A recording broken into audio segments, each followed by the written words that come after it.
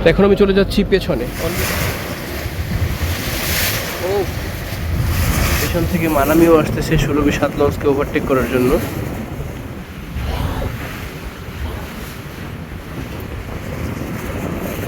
সবার সামনে আছে পারাবত 18, তারপরে সুন্দরবন 16, তারপরে মানামি। ইয়া বড় 16 কি রে, দেখেন লাইট বন্ধ হয়ে কি হয়ে গেল এখন, সুরন 16।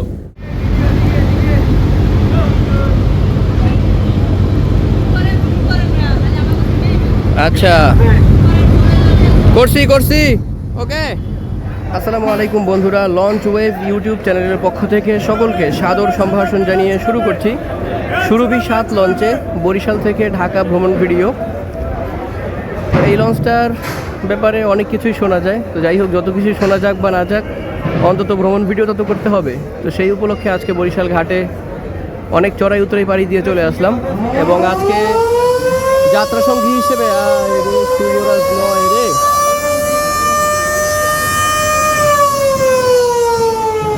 আজকে যাত্রা সঙ্গী হিসেবে সুরভি 7 লঞ্চকে বেছে নিয়েছি। ইনশাল্লাহ এই লঞ্চে ঢাকা যাব, তো যাতায়াত পথে যা কিছু ঘটে বা রটে সব কিছু তুলে ধরার চেষ্টা করবো এই ভিডিওতে। আশা করি পুরো ভিডিও জুড়ে আপনারা আমাদের সাথেই থাকবেন। তো আজকে বরিশাল লঞ্চ ঘাট থেকে, অর্থাৎ 11ই জুন, বরিশাল ঘাট কেমন যেন আচমকাই জমজমাট হয়ে গেল। ঈদ স্পেশাল ট্রিপ শেষ, তারপরেও বরিশাল ঘাটে ডাইরেক্ট 5টি লঞ্চ এবং ভায়া লঞ্চ হিসেবে একটা, মোট 6টা লঞ্চ বরিশাল ঘাটে এসে উপস্থিত। তো ভায়া লঞ্চ অলরেডি ছেড়ে গিয়েছে, তারপরেও দেখেন বরিশাল ঘাট থেকে আজকে প্রথম ট্রিপে ছেড়ে যাবে শুভরাজ 9, দ্বিতীয় ট্রিপে পারাবত 18, তৃতীয় ট্রিপে সুরভি 7, চতুর্থ ট্রিপে সুন্দরবন 16 এবং শেষ ট্রিপে মানামি রয়েছে। তো এখন যেহেতু ছেড়ে যাওয়ার সময় হয়েছে, তাই সব লঞ্চের ভিতর থেকেই মুভমেন্ট টের পাওয়া যাচ্ছে, এবং প্যাদ পোদ পোম পাম সবাই ছাড়তেছে আর কি, যার যত আওয়াজ আছে যেখান থেকে পারে সেখান থেকে ছাড়ে। তো যেহেতু 9টা 15 মিনিট বেজে গিয়েছে, তো এখনই আস্তে আস্তে করে সব লঞ্চগুলো ছেড়ে দেওয়া শুরু করবে।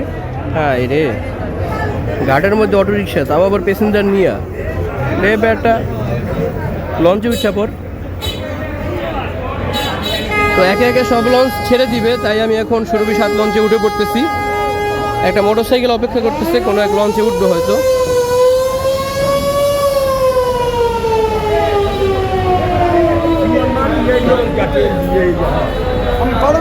তো লঞ্চে উঠে পড়লাম, দেখতেই পাচ্ছেন সামনে বেশ কিছু যাত্রী আছে, স্টাফ আছে, এবং সমস্ত কেবিন সোফা সব কিছু আজকে ভাড়া হয় নাই, যেহেতু যাত্রী চাপ কিছুটা হলেও কম। তো সেই হিসেবে এখনও বেশ কিছু কেবিনের চাবি এখানে রয়ে গিয়েছে। আর এই হচ্ছে লঞ্চের সামনের অবস্থা, একটা বড় নোঙ্গর এখানে রাখা। আর সামনে এই আলনির উপরে ওঠার ক্ষেত্রে এখানে যে অন্যান্য লঞ্চে খাঁচ কাটা দেখা যায়, সেটা নেই। তো এই পাশে একটা ওঠার অপশন আছে, যাতে লস্কররা উঠতে পারে। তো এই দিকে আছে আমাদের প্রতিষ্ঠানসমূহ, সুরভি গ্রুপের যে প্রতিষ্ঠানগুলো, সেটার ব্যাপারে এখানে লেখা। সুরভি 7, সুরভি 8, সুরভি 9, যাত্রীবাহী লঞ্চ 3টা, তার মধ্যে এখন 2টা লঞ্চই তাদের মালিকানায় নাই, শুধুমাত্র সুরভি 7 আছে। তারপরে আছে crescent and star flour mills, তাদের মিল আর কি। তারপরে Surabhi LPG service, Surabhi filling station, Surabhi enterprise, Surabhi Khaja dockyard, lighter vessel MV7 seize, অর্থাৎ 1 থেকে 7 পর্যন্ত 7টা লাইটার ভেসেল আছে এদের। ওটি জল সীমান্ত অয়েল ট্যাঙ্কার, একটা অয়েল ট্যাঙ্কার আছে।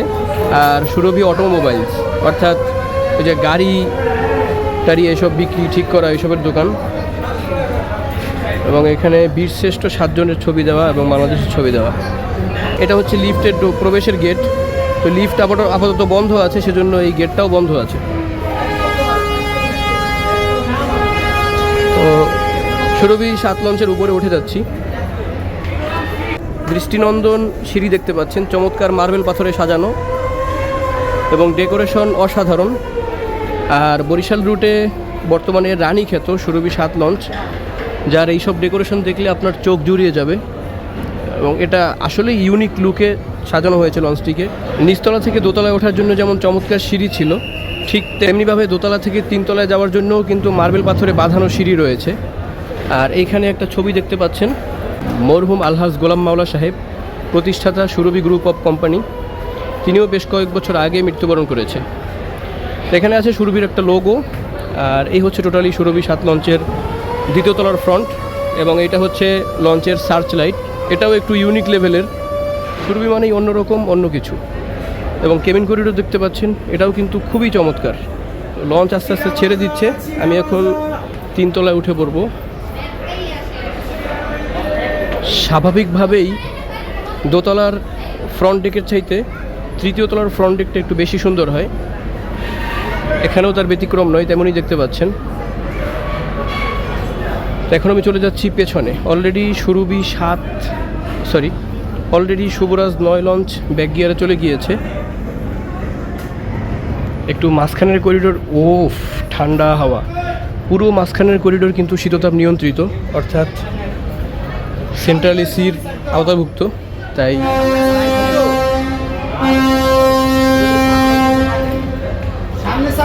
এটা হচ্ছে 4 তলায় উঠে যাওয়ার সিঁড়ি। তো মোটামুটি ভালোই চওড়া সিঁড়িটা, অন্যান্য লঞ্চে তো হাঁটাই যায় না এই সিঁড়ি দিয়ে। বাহ, চমৎকার। প্রাণ জুড়িয়ে গেল ছাদ খোলা দেখে। অনেক সময় অনেক লঞ্চেই ছাদ খোলা থাকে না, যেমন এই যে সুন্দরবন 16, এত বড় জাহাজ কিন্তু তার ছাদ বন্ধ। তো ছাদ খোলা দেখে খুবই ভালো লাগলো, ছাদে একটু ঘোরাফেরা হাঁটাচলা করতে পারবো।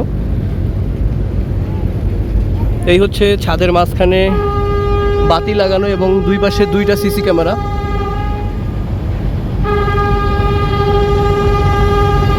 যেহেতু লঞ্চ ছেড়ে যাওয়ার পালা চলতেছে, এজন্যই ছাদে চলে আসা।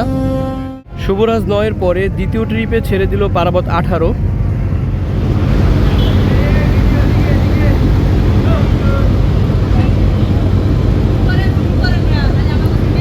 আচ্ছা, করছি ওকে।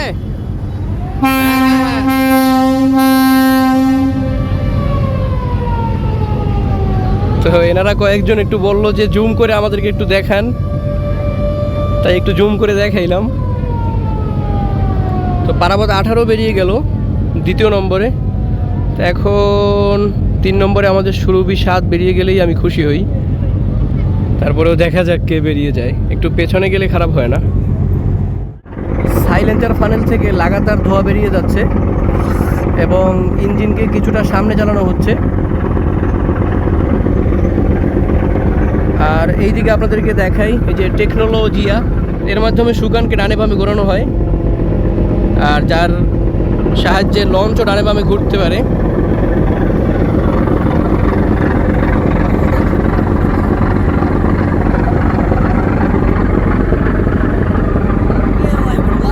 এই হচ্ছে সুরভি 7 লঞ্চের সাইলেন্সার ফানেল এবং সাইলেন্সার পাইপ। তো এখানে একটা সুরভি লোগো ছিল, লোগোর উপরের অংশ উঠে গেলেও নিচের বাতিগুলো আছে, তো অবস্থা বেহাল। আর এখানে পারাবত সিরিজের লঞ্চের মতো উঠে বসার মতো একটা স্পেস আছে। তা আমি লঞ্চ ছাড়ার পরে এখানে উঠে বসবো, একটু ফিল নিব।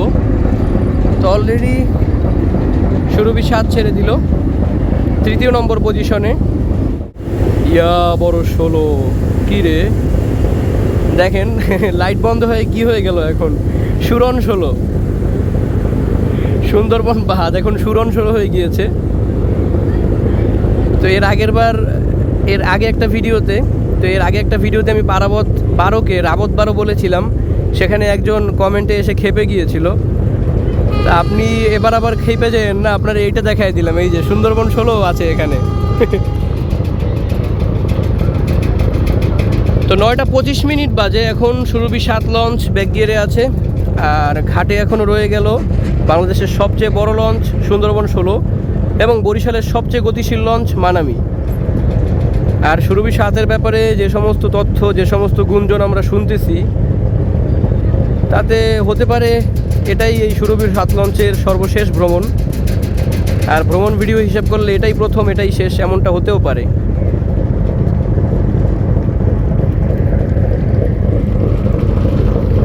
আর এই দিকটাতে যদি একটু দেখেন, শুভরাজ 9 সবার আগে ছেড়ে দিয়েছিল এবং সে অলরেডি বেলতলার মোড়ে চলে গিয়েছে। আর 2 নম্বর পজিশনে ছেড়েছিল পারাবত 18, এটা সম্পূর্ণ ঘুরে ঢাকার উদ্দেশ্যে যাত্রা শুরু করে দিয়েছে। আর 3য় নম্বর পজিশনে আমাদের এই সুরভি 7। এটা এখন ব্যাক গিয়ারে গিয়ে ঘোরা শুরু করেছে। একটা পিচ্চিকে দেখতে পাচ্ছেন এসি বক্সের উপরে উঠে দাঁড়িয়ে আছে। তো আমারও এখানে দাঁড়াইতে মনে চাইতেছে, এখন উঠবো। তবে সাইলেন্সার থেকে প্রচুর পরিমাণে কালো ধোঁয়া বের হচ্ছে, বিশেষ করে বাম পাশের ইঞ্জিন। তো ইঞ্জিনে প্রবলেম না হইলেই হয়। সাইলেন্সার থেকে লাগাতার ধোঁয়া বেরোচ্ছে, কিন্তু কতক্ষণ পর পর অস্বাভাবিক কিছু আওয়াজ টের পেলাম। ধরেন এই যে একটা স্বাভাবিক আওয়াজ বেরিয়ে যাচ্ছে, এর মাঝে হঠাৎ করেই ঠাস করে একটা জোরে আওয়াজ, 10-15 সেকেন্ড পরে আবার একটা ঠাস করে জোরে আওয়াজ, এরকমটা টের পেলাম। এমনটা হওয়ার কারণ কি সেটা আমি জানি না, কারণ আমি ইঞ্জিন মেকানিজম সম্পর্কে ধারণা আমার কম, ইঞ্জিন মেকানিক না আমি। তবে যতটুকু বুঝি ইঞ্জিনের ভিতরে মোবিল সংকট, অর্থাৎ ইঞ্জিন অয়েলে সংকট হইলে এরকমটা হয় মাঝে মাঝে। বাকিটা যারা ভালো বুঝে তারা বলতে পারবে। নদীর হালকা হালকা বাতাস, এই দেখো এদিকে প্রচুর ধোঁয়া উড়িয়ে বেরিয়ে আসতেছে সুন্দরবন 16। তো সবচেয়ে বড় লঞ্চের একটা গ্র্যান্ড, এটা কি এন্ট্রি না এক্সিট? হ্যাঁ, গ্র্যান্ড এক্সিট। সেরকম এক্সিকিউশন দেখালো সুন্দরবন 16। ইংরেজি ভালো পারি না, তাও মাঝে মাঝে মারি, ভুল টুল হইলে একটু ধরায় দিয়েন। তো সুন্দরবন 16-র ব্যাক গিয়ার দেখতে পাচ্ছেন, এবং নদীতে হালকা হালকা বাতাস আসতেছে এই দিক থেকে। হালকা না, মোটামুটি ভালোই বাতাস। তো এতক্ষণ গরমে অতিষ্ঠ হয়ে গিয়েছিলাম, পুরো কি হয়ে গিয়েছিলাম, মানে কিমা হয়ে যাওয়ার মতো অবস্থা, শরীর পুরো ঘেমে গিয়েছিলাম। তবে এখন এই বাতাসটা মনে হচ্ছে যে এসির ভিতরে ঢুকে আছি, খুব ভালো লাগতেছে। আবার একদিক দিয়ে খারাপ বলি না, এসির ভিতরে বলতে এই যে দেখেন কই বয়ে রয়েছি, একটা বিশাল এসির আউটডোর ইউনিটের উপরে যে খাঁচা তৈরি করা হয়েছে, সেই খাঁচার উপরে বসে বসে ভিডিও করতেছি। তো মোটামুটি 3 তলা লঞ্চ, তার উপরে এই এসির খাঁচা, 5 তলার উপরে আছি আর কি, সরি 4 তলার উপরে আছি বলতে গেলে। অন্যরকম ফিল তো হবেই এখানে।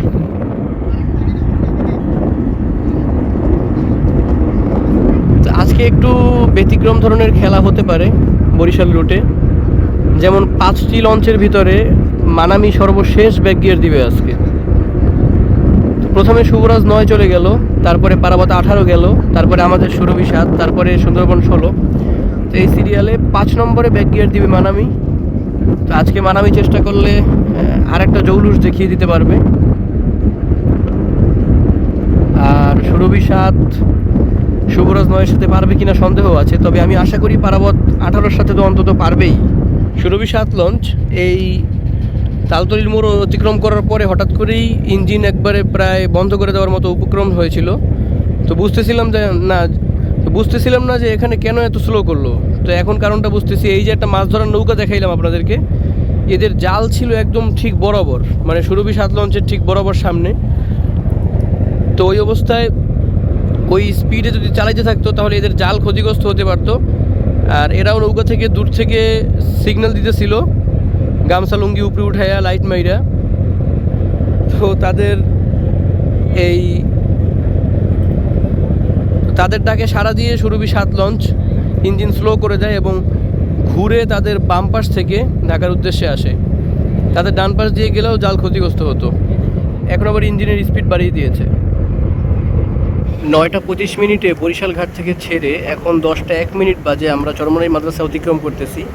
আর আমাদের অল্প একটু সামনেই আছে পারাবত 18, সেও এইমাত্র চরমনাই মাদ্রাসা অতিক্রম করে টার্নিং নিচ্ছে।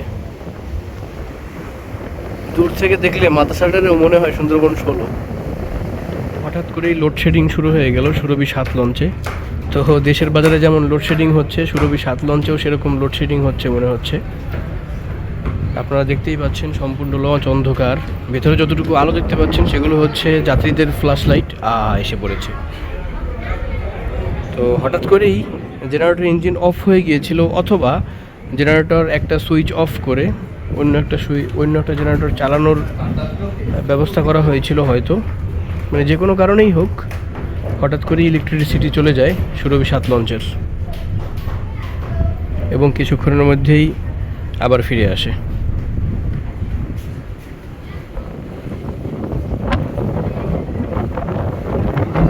ওহো, বৃষ্টি নামতেছে। ফোঁটা ফোঁটা বৃষ্টি পড়তেছে ইতিমধ্যেই। আমরা চরমনাই অতিক্রম করে চলে এসেছি একটু সামনে, আর সুন্দরবন 16 এখন চরমনাই মোড় নিচ্ছে। আর মানামিকে এখনো দেখা যাচ্ছে না, সে অনেকটা পেছনে। পারাবত 18 লঞ্চকে ওভারটেক করতেছে সুরভি 7 লঞ্চ। বরিশাল ঘাট থেকে ছেড়ে 1 ঘন্টার মাথায় পারাবত 18কে ওভারটেক করতেছে। আর এখন সুরভি 7 ভালোই ফর্মে আছে, উভয় ইঞ্জিনকে ভালো পরিমাণ গতির সাথে চালাচ্ছে। তৃতীয় পজিশনে ছেড়ে এসে সুরভি 7 দ্বিতীয় পজিশনে ছেড়ে আসা পারাবত 18কে এখন ফাইনাল করে সামনে এগিয়ে যাওয়ার প্রচেষ্টায়। চমৎকার গতির সাথে পারাবত 18 লঞ্চকে ওভারটেক দিয়ে দিচ্ছে সুরভি 7। তো এই ওভারটেকের সাথে সাথে আমি একটু দেখে নেব কত কিলোমিটার গতিতে এই ওভারটেকটা কমপ্লিট করছে সুরভি 7। চলুন দেখে নেওয়া যাক। ঘন্টায় 20 কিলোমিটার বেগে পারাবত 18কে ওভারটেক করে সামনে এগিয়ে যাচ্ছে সুরভি 7। আবার 21 কিলোমিটারও দেখতে পাচ্ছি মাঝে মাঝে। সুরভি 7 লঞ্চের প্রোপেলার থ্রাস্ট দেখে আমি নিজেও চমকে যাচ্ছি, আপনারাও দেখতে পাচ্ছেন। এই হচ্ছে বাম পাশের ইঞ্জিনের প্রোপেলার থ্রাস্ট, আর এই হচ্ছে ডান পাশেরটা। একটু আলট্রা ওয়াইডে দেখেন, চমৎকার লেভেলের প্রোপেলার থ্রাস্ট দেখা যাচ্ছে এবং লঞ্চও চলতেছে দুর্দান্ত গতিতে। কিছুক্ষণ আগেই পারাবত 18 লঞ্চকে ফাইনাল করে দিয়েছে এবং এখন দেখতে পাচ্ছেন আমাদের পেছনে সেই পারাবত 18 আসতেছে, তার ডান পাশ থেকে সুন্দরবন 16 আসতেছে এবং অনেকটা পেছনে মানামি লঞ্চ আসতেছে। এই 3টা লঞ্চ আজকে আমাদের পেছনে আছে, আর সামনে আছে এখন শুভরাজ 9। তো সুরভি 7-এর এই যে গতি, এই গতি বহাল থাকলে হয়তো আরও কিছু ঘটনা ঘটে যেতে পারে। আমার কাছে খুব ভালোই লাগতেছে। আজকে সুরভি 7 লঞ্চ একটু অন্য লেভেলে চলতেছে, অর্থাৎ মারমুখী ভূমিকায় অবতীর্ণ হয়েছে আজকে। পেছনে সিরিয়ালে মোটামুটি একই দূরত্ব রেখে চলতে থাকা 3টা লঞ্চকে দেখতে পাচ্ছেন। তার মধ্যে সবার সামনে আছে পারাবত 18, তারপরে সুন্দরবন 16, তারপরে মানামি। আর এই হচ্ছে সুরভি 7 লঞ্চের দুর্দান্ত প্রোপেলার থ্রাস্ট। আমি কিছুটা অবাকই হচ্ছি ব্যাপারটা দেখে। প্রিয় দর্শক, 11টা 50 বাজে এখন, আর আমরা এই কালীগঞ্জ চ্যানেল অতিক্রম করে মেঘনায় বেরিয়ে যাচ্ছি। এই যে মেঘনা নদী, আর অলরেডি শুভরাজ 9 লঞ্চ। একটু জুম করে দেখাচ্ছি, এই যে এটাই হচ্ছে শুভরাজ 9 লঞ্চ। ওইটা অলরেডি মেঘনায় নেমে ঢাকার পানে রওনা করে দিয়েছে অনেক দূর। আর আমরা 2য় নম্বরে কালীগঞ্জ চ্যানেল অতিক্রম করে মেঘনায় নেমে গেলাম এবং আমাদের পেছনে আছে অনেকটা দূরে মানামি, সুন্দরবন 16 এবং পারাবত 18।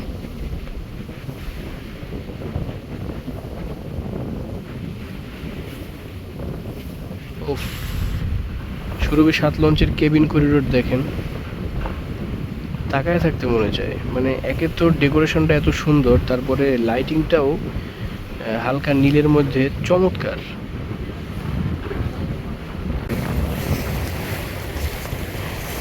দর্শক, এই মুহূর্তে মেঘনায় চলতেছে সুরভি 7।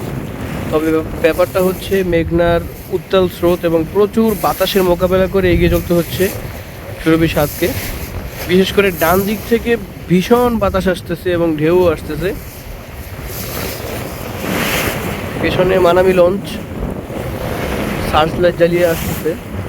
ইতিমধ্যে মানামি সুন্দরবন 16কে ওভারটেক করে আমাদের বাম্পার ধরার চেষ্টায় আছে। তবে আজকে সুরভি 7 ব্যাপক টানতেছে এবং খুব চালাচ্ছে। আর তো বললামই, মেঘনায় বাতাসও হচ্ছে এবং আচমকা ঢেউয়ের ঝাপটা আসতেছে লঞ্চের হালের উপরে।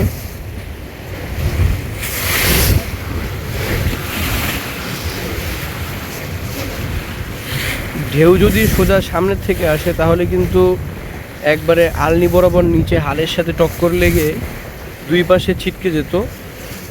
কিন্তু ঢেউগুলো আসতেছে বেশিরভাগ ডান দিক থেকে, তাই লঞ্চের এই ডান পাশে বাতাসেরও চাপ পড়তেছে এবং ঢেউগুলো এসেও লঞ্চের ডান পাশের হালের সাথে বাড়ি খাচ্ছে।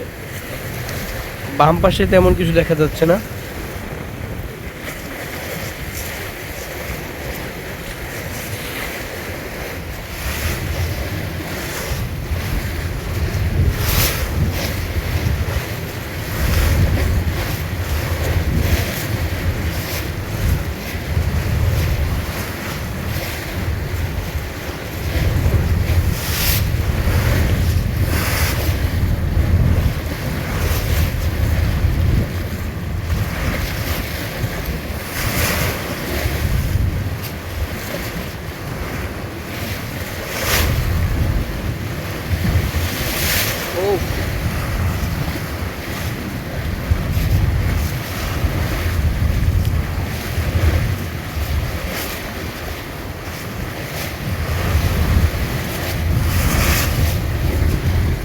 দেখে বুঝতেই পারতেছেন উত্তাল মেঘনায় পরিস্থিতি কতটা ভয়াবহ।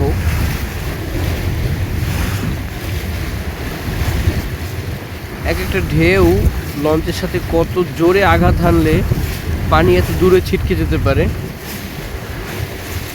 ও মানে বাতাসও আসতেছে প্রচণ্ড। আমি কিন্তু ফেন্ডারে দাঁড়িয়ে নেই, আমি বসে বসে ভিডিও করতেছি। ফেন্ডারে দাঁড়ানো বা ফেন্ডারে আসা একদমই ঠিক না, কিন্তু আমরা যেহেতু লঞ্চ নিয়ে ভিডিও করি, সবসময় লঞ্চে দৌড়াদৌড়ি করি, মানে সময় পেলেই লঞ্চে চলে আসি, সেই কারণে আর কি মোটামুটি স্টাফদের মতো পরিস্থিতি। প্রিয় দর্শক, সুরভি 7 লঞ্চ থেকে আপনাদেরকে দেখাচ্ছি চমৎকার আলোকসজ্জায় সজ্জিত এমভি প্রিন্স আওলাদ 10 মেঘনার বুক চিরে এগিয়ে চলছে বরিশালের পানে। আমরা হাইমচর অতিক্রম করার পরে এই প্রিন্স আওলাদ 10 লঞ্চের সাথে সাক্ষাৎ হয়। ঢাকা থেকে ছেড়ে আসা বরিশালের লঞ্চের মধ্যে প্রথম সাক্ষাৎ হয় এই প্রিন্স আওলাদ 10 লঞ্চের সাথে। এরপরে কোন কোন লঞ্চ আসতেছে তার অপেক্ষায় রইলাম।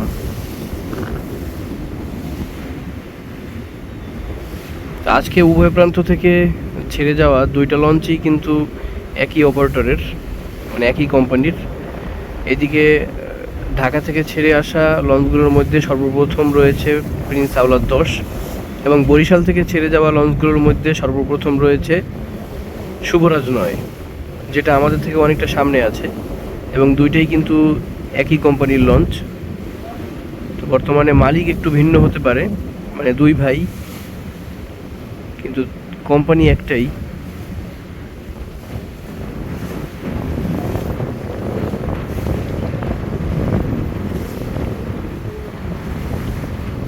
যেই মুহূর্তে সুরভি 7 লঞ্চকে ক্রস করে বরিশালের উদ্দেশ্যে এগিয়ে যাচ্ছে প্রিন্স আওলাদ 10, ঠিক সেই মুহূর্তে পেছন থেকে মানামিও আসতেছে সুরভি 7 লঞ্চকে ওভারটেক করার জন্য। একদম সুরভি 7-এর বাম্পারে এসে জানান দিল নিজের অস্তিত্ব।